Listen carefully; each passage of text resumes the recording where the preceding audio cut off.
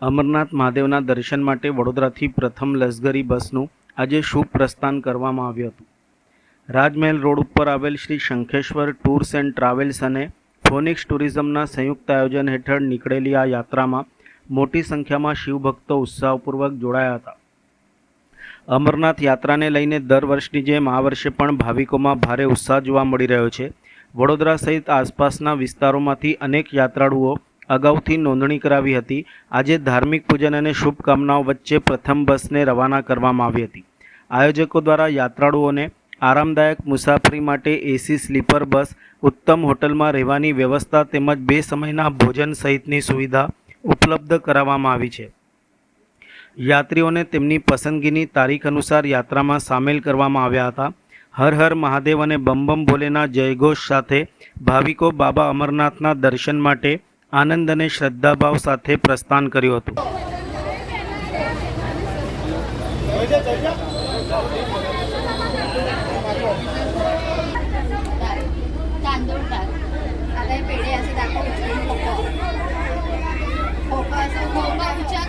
અમે અમરનાથની યાત્રા કરાવીએ છીએ બધાને, અને આ વર્ષે બી અમરનાથ યાત્રા લઈ જઈશ 2026માં Shri Shankheshwar tours and travels, Rajmahal road, Vadodara. અને અમે ઈચ્છીએ છીએ બધાના શાંતિપૂર્વક કુશાલથી દર્શન થઈ જાય, બમ બમ બોલે। અને બીજી અમે અમુક ધાર્મિક યાત્રાઓ બી કરાવીએ છીએ। નર્મદા પરિક્રમા ગુજરાતની નંબર 1, એટલે આખી વર્લ્ડમાં એક જ નદીની પરિક્રમા થાય છે, જે છે નર્મદા પરિક્રમા। એ અમારી શંખેશ્વર ટ્રાવેલ્સ, રાજમહેલ રોડ, વડોદરા અમે કરાવીએ છીએ। અત્યારે આપણી બસમાં 45 પર્સન છે।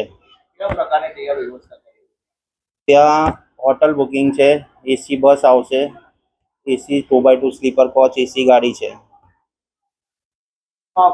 હિરેન્દ્ર જૈન। ઘણા વખતથી અમારે તો બાબાના દર્શન કરવા હતા, પણ હુકમ નહોતો। અત્યારે હુકમ થયો એટલે તપાસ કરી પાર્શ્વનાથમાં અમને પુલ મળ્યું, પછી અમને સલાહ આપી કે અહીંયા જાઓ। હિરેનભાઈને મળ્યા, વાત કરી એટલે આયોજન થયું, અને આજે અમને આનંદની લાગણી છે કે એમના ટૂર થકી અમે ત્યાં જઈ રહ્યા છે અને બાબાના દર્શન કરીશું। અને હર હંમેશ આવી રીતના એમના દરબારમાં બોલાવતા રહે એવી આશા રાખું। હર હર મહાદેવ। વડોદરાની પ્રથમ બસ જઈ રહી છે, તો ખૂબ આનંદની લાગણી છે। મને ખ્યાલ નથી આ પ્રથમ બસ છે, પણ જો વડોદરાની આ પ્રથમ બસ હોય તો હું એવી લાગણી રાખું કે વડોદરાના તમામ શહેરીજનોને બાબા બર્ફાનીના દર્શન કરવાનો લાવો મળે, એવી પ્રભુ એમના પર કૃપા કરે। જયદીપસિંહ રાઠોડ।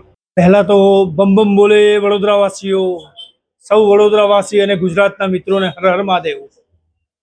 ઘણા વખતથી ઘણા બધા પેસેન્જર અમારી પાસે આવતા હતા અને અમરનાથ યાત્રા માટે કહેતા હતા। એ લોકો ઘણી બધી જગ્યાએ ફરીને આવ્યા અને એમણે કીધું કે કોઈ ઉપાડી નથી રહ્યું।